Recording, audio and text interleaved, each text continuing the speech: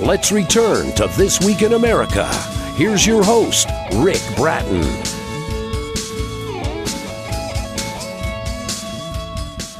Welcome back, everybody. This Week in America, online at thisweekinamerica.us.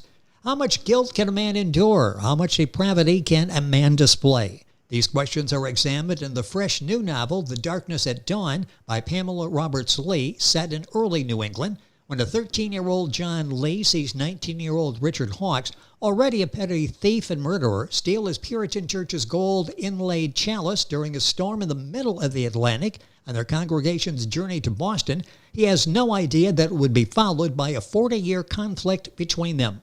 Pamela is a retired Air Force judge advocate, former U.S. Department of Justice trial attorney, appeared in courtrooms throughout the United States. She currently lives in Alamogordo, New Mexico, with her husband Matt, where she is chair of the Planning and Zoning Commission. Pamela Roberts-Lee, author of The Darkness at Dawn, our guest on This Week in America. Pamela, welcome to the program. It's great to have you with us. Thank you, Rick. It's great to be with you. How did I do on Alamogordo, New Mexico? Did I get close to that? I'm going to let you try it 3 more times. And I would be probably 0 for 5 then at that particular point in time. A town in New Mexico where she is the chair of the Planning and Zoning Commission. Well, actually, because I don't want the rest of the world to botch it, I want to give you an easy way of understanding how to pronounce it. Please do. Alamo, the Alamo. And then you go Gordo, Alamo, Gordo. Just if you do it phonetically, that's the way. I was making it more difficult than it needed to be. You were trying to make it Spanish or something. I don't know. I'm Bretonese. I'm not real sure what I was, but we have that now on the record, officially correct the name of the town. Pamela Roberts-Lee with us talking about the book, The Darkness at Dawn. This is such a fascinating read. There's history there. There's personal drama, great storyline throughout the book. Talk about the decision to write this book. What was the motivation? What inspired you to write The Darkness at Dawn? Well, early in my life, my grandfather was sort of the historian of my family. And he gathered all sorts of information. He gathered information that came from his father, my great-grandfather, who was a reporter for the Louisville Courier. So there was a wealth of information, not all about the 1600s, but a lot of it was about the 1600s. And I just got this flavor for history and the history of my family. And actually, I remember when I was 15 years old, I started a family tree. And I still have that now, and although it's completed now, thanks to Ancestry.com. And to those of you who have access to Ancestry.com and you're interested in your family history, that's a good place to get a start. And that's the place where I finished, because I already had a good start from my grandfather. So there was the history of that family going back until the 1600s, and that's where I learned about John Lee, my ancestor, John Lee. And John Lee is also the ancestor of Prince William and Prince Harry. And that came about rather through serendipity, because in the late 1800s, one of his descendants, she married into royalty, and she was actually the daughter of Cornelius Vanderbilt's principal advisor, and therefore had access to all sorts of young royalty in England Yes. and in Europe. So because of that, that's how that relationship developed. Also descendants of John Lee were Nathan Hale, and ironically, Felicity Huffman is also an ancestor. Interesting. Another name in the news. Yeah, well, that one just popped in there. I was all of a sudden, what? Where did this come from? So I guess if you're famous or infamous and you're a descendant of somebody in the past, then all of a sudden your name reaches the prominence of that person in the past. You know, you find all, I'm sorry, go ahead and finish that story, because it's interesting how once you start looking, what you find, you often talk to people that did what you did, went back with the family tree, and suddenly out of nowhere, all these names appear, these marvelous stories Yes. that totally catches all off guard. Yeah, well, like I said, Nathan Hale is a descendant of John Lee. And in fact, not everybody, but most of the people in New England that have Lee as their last name are from John Lee and Mary Hart, who, if you read the book, you'll see that Mary Hart and John married, and it was their daughter Tabitha who in turn led to the royal relationship, Yes. I guess you would say. When you have all of that information, how long did it take you to write the book? You've got all of these great components. Now you're going to piece everything together for the book. And our guest on the program is Pamela Roberts-Lee, author of The Darkness at Dawn. You'll find it at Amazon, the usual places. We'll give you that information throughout the interview. How long did it take to actually write this story? It was basically done in stages. It took initially, I guess the first draft was completed in about 3 years, and then I started editing, and that I learned. This was my first novel, so I learned a great deal because I had a great deal to learn. And I've been a lawyer, practicing trial attorney at the Department of Justice, and before that, the U.S. Air Force. And therefore, I had an idea of how to write, and I could write pretty well when it was briefs. Yes. For courts. But writing a novel is a whole separate and different thing, because you have to come up with a storyline. You have to gradually put that storyline down on paper. And then once you've written that first draft, you're engaged. And from then on, it took me 10 years to finish the book. And I like to tell everybody when they ask me how long it took them to do this, I always like to tell them it took me less time to write The Darkness at Dawn than it took Margaret Mitchell to write Gone with the Wind. That's a good reference point. You know, Yes. I felt like that was a satisfactory answer to most people, because they've never read Gone with the Wind. They've only seen the movie. Yeah, So- what were some of the challenges you faced, especially as a first-time author? Again, being very well-versed and a talented writer, but this is a whole different type of writing. What were some of the challenges you faced and maybe didn't even understand you were going to until you were actually staring these challenges in the face? Well, it was like the first thing I knew was that I had to learn how to write fiction. And so I'd always loved Ernest Hemingway's writing style. And if you've read any of his works, it's a very direct and clean style. Yes. And so I fashioned my writing after that. I realized that if I wrote in a clean style, that the book would basically write itself at some point. And in fact, at some point, it was almost as if the book was writing itself, because I'd already come up with an outline, a general outline, and then the general outline became a more specific outline until I got to the point where I had a very large outline to work with. And so then the next step was to just sit down and let the words flow. And they do flow because you've had them in your head for so long. And then all of a sudden, here you are now, and you're writing it. And then the more you wrote, the more you wanted to write more. And so Yes. that as a writer, there's nothing better than to write. And so the interesting thing is that once I got the book done, the first, I like to refer to it as the first book because I'm working on a second one I right was now. going to ask you with this Yeah. great storyline if this would be the first.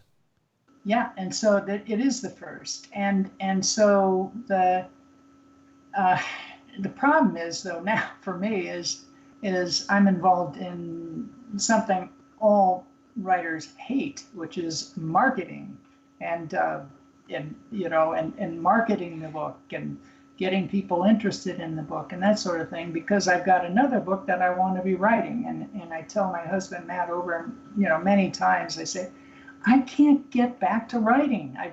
I've got this engagement over here, and like we're Yes. traveling. We're traveling. I think next week we're going to be going to Connecticut, where the story actually takes place. Interesting. And the Connecticut or I should say the Farmington Historical Society, which is the town in which most of the activity in the book takes place in the 1600s, they've invited me there to give a presentation on the book, just as I'm talking to you about it here, and so they've got really interesting activities planned. One of which is, and you've seen the cover of the book, that is a photograph that was taken by my husband Matt and sent to our editors. The photograph is not dark like that, like it is on the cover now, but they were, my editors were brilliant in coming up with the darkening of the photograph that Matt took, and the gravesite there is the monument of John Lee that was built by his descendants for him in 1876, and so that we're going to, the plan is that I'll give a presentation, and then those that want to go will walk to the cemetery and visit the cemetery, and I'll point out any of my ancestors that are buried there. Yes. Well, that should be an exciting trip, and I'm sure you're looking forward to that. And it's interesting you mentioned, because I find this all the time.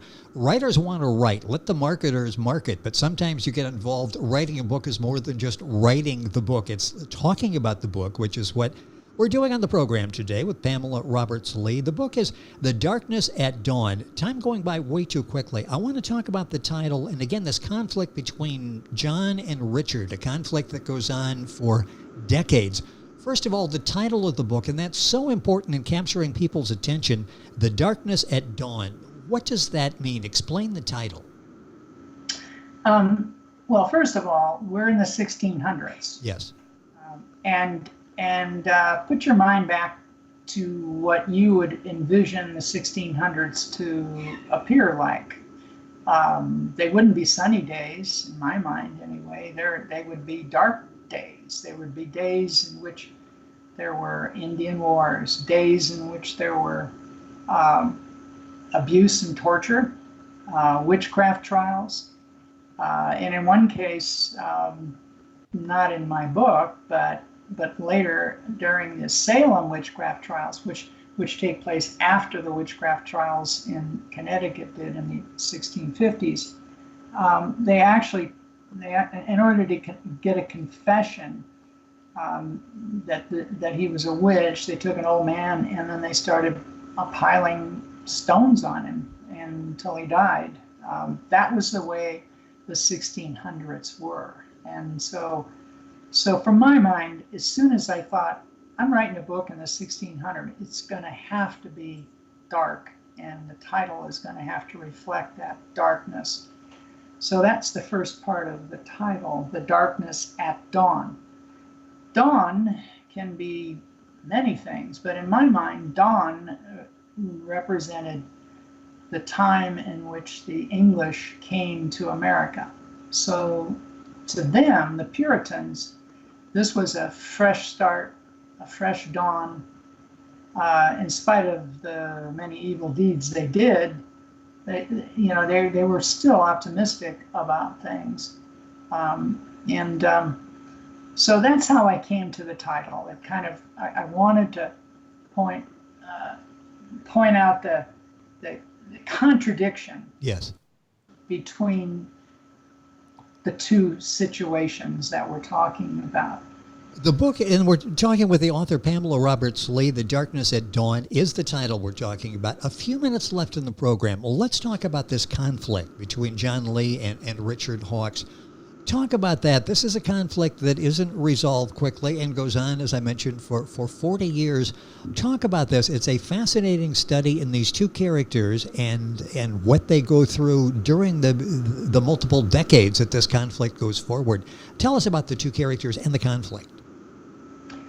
Let me start with my favorite of the two characters, Richard Hawkes, the ultimate villain. Yes.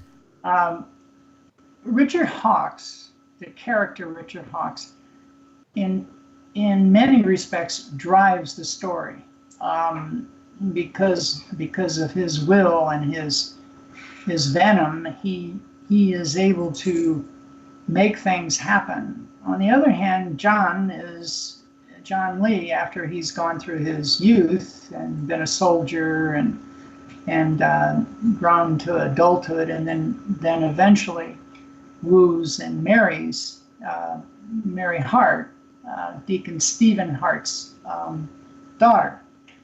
These are real people. Deacon Stephen Hart was a real person, and it's been said that if Deacon Stephen Hart knew that the future, that he was going to be one of the producers of the future King of England, he'd be rolling in his grave, because he was adamantly opposed to the monarchy. He was a Puritan, and a very strong Puritan. So that is why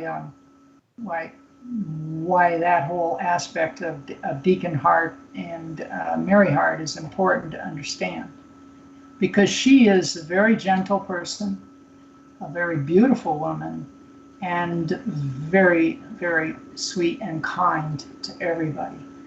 On the other hand, John loves her for that.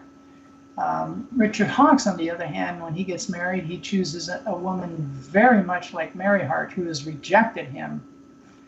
And the woman he chooses, he brings from Boston to Hartford. And but because of his background, growing up, the abuse he received from his father, who was a failed artisan and I would say a successful drunk, and he constantly finds reasons to abuse Richard. And so I won't go into too much into the details about that relationship and how it ends, but just know that it doesn't end well for his father. I think that's it as far as what I view as the active characters. There are many characters in the book. The characters that actually existed, I could make a whole list of those. And then there are the fictitious characters like Richard Hawkes. Well, it's a riveting story. Once you start reading this, it will capture your attention all the way through. The book is The Darkness at Dawn. Pamela Roberts-Lee is the author and our guest on the program. Book, of course, available at Amazon, Outskirts as well, for example, who published the book, the usual outlets. And if you go to our website, thisweekinamerica.us, you can link on directly to Amazon, get information on the book, The Darkness at Dawn. And the good news is, if she has the time here with all the marketing she's doing and traveling, Pamela will have another book. We're looking forward to that. You've got the ideas, obviously. Have you started the next book? I've started an outline. Yes. I know how it starts. I know that the way it starts is going to be riveting to the people who read the book. particularly those who have read the first book. And so that's about as far as I can go with that. Okay, well, we'll enjoy the first book, The Darkness at Dawn, and then in anticipation of the follow-up book from our guest on the program, Pamela Roberts-Lee. Pamela, a pleasure having you on the program. A very talented writer. Thank you so much for sharing the story. Look forward to doing it again, talking about the next book. But this book is The Darkness at Dawn. Thank you for being with us on the program today. Thank you, Rick. It has been our pleasure. And the book, once again, available at Amazon at Outskirts. And if you go to our website, thisweekinamerica.us, you can link on directly, get information on the book. You're listening to This Week in America, and we're back on today's program after these messages. This Week in America is online. You can visit our website, thisweekinamerica.us. Scott Pinkerton, associate producer of This Week in America. Jay Anderson, segment producer. Ben Watson, webmaster. Otto Bechet, director of engineering and TV production. This Week in America produced and is a trademark of Blue Funk Broadcasting, LLC. For information on all of our guests and to listen to this week's show, our website again at thisweekinamerica.us. And I'm Sean Bratton, executive producer of This Week in America.